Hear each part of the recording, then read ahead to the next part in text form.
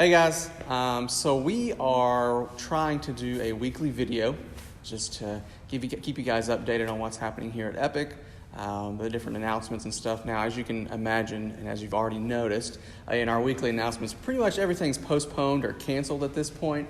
Our men's retreat, we are postponing it. We are going to have it this year. Lord willing, we are going to have it this year at some point.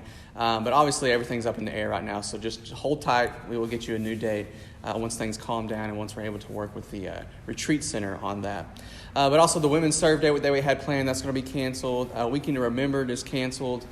So there's not a whole lot going on as far as us from an organizational standpoint from the events that we had planned. But we are thankful that you guys have been joining us on our weekly, our Sunday morning online gathering. It's been really neat to see, actually we grew quite a bit from last week to this week on people who are tuning in and wanted to be a part of the service. We think it's so important that we do it live to try to continue this idea of being together, even though we're in different areas, different places. We're still together. We're still able to worship as one, with one voice and one heart as we walk through all of this. So please continue to commit to being a part of that if you can. Obviously, if you can't, we're going to have it up online later that you'll be able to be a part of that. But please try to make a point for you and your family to try to be a part of that.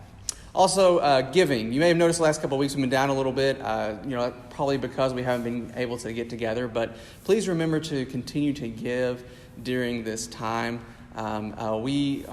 We're doing things a little differently around here as far as, we're toning things back, but we are wanting to make sure that we still have the funds to be able to serve you guys and even serve our community throughout all of this. So please remember to continue to give during this weird time of not gathering together or seeing each other face to face.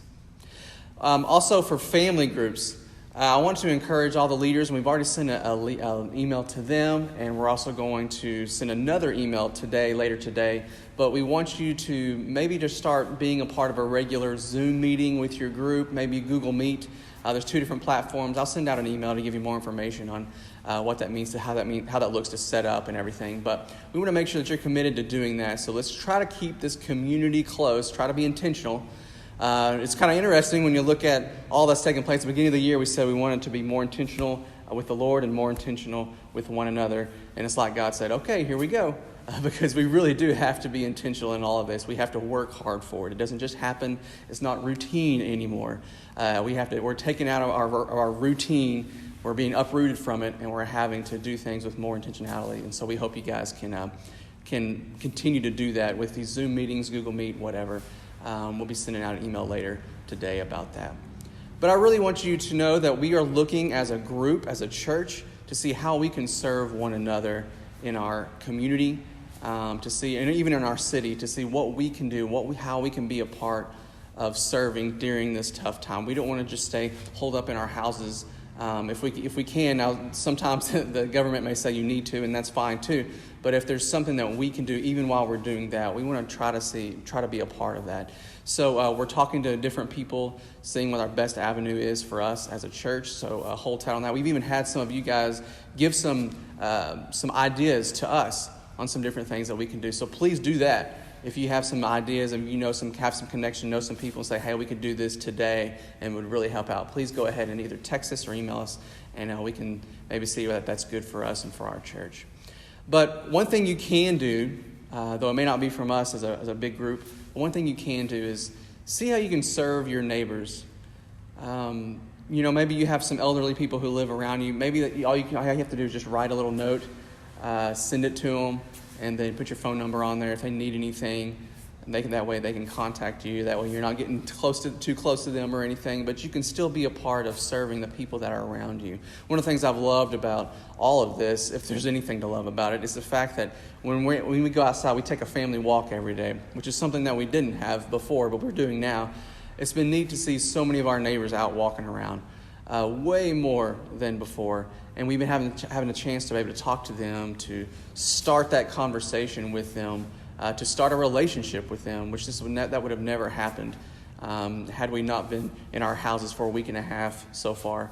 So there are different ways that you can still be a part of what the Lord's wanting to do in your life and wanting to do in your community and wanting to do in our community as a church. So keep your eyes open. Don't just ignore it. Don't just say, well, I'm just going to stay put for the next 1, 2, 3 months, however long this thing's going to be. But really try to review and see what the Lord wants to do in your own life and wants your family to do for your community and for your neighbors. So make sure you do that. And there's one other question that I want you to answer if you can. You can do this by texting us, by emailing us. But what are some things that you are doing now that you weren't doing before that you want to continue to do? There are some things that I've already mentioned. Even a daily walk has been something great for my family. I don't know. There's got to be some more things. Maybe you've changed your routine a bit. Maybe you've been able to have more time focused on the Lord.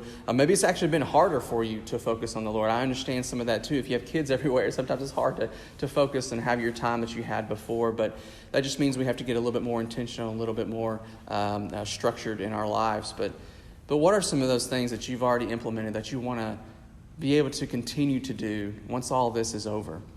And of course, last, please be praying. Pray for your neighbors. Pray for your family. Pray for this city, for this nation, and for the world as a whole. This is a very serious thing that we're walking through. This is something that we're going to be talking about for the rest of our lives. And so I think it's so important as us, as followers of Jesus, to pray every day for this pandemic to stop, for healing to take place, for protection, and for all of us just to fix our eyes on the Lord. So please be doing that.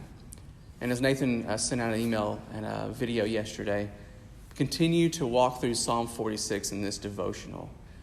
Allow the Lord and His truth and His Spirit to speak that truth to you about how He is faithful, He is true, there's nothing to fear, He is in control, He is the bunker that we hide, that we are held up in. He is protection from what this world has. Let's rest in those truths. Let's be people who come out of this not as fearful people, but people come out of this as hopeful people. Let's look at these situations and see, what is the Lord doing? How is He moving in my life, in your life, in our church, in our city? How is He moving? And let's be a part of that. And let's continue to fix our eyes on Him. We love you guys. We miss you. And we will hopefully be talking to you soon. Thanks.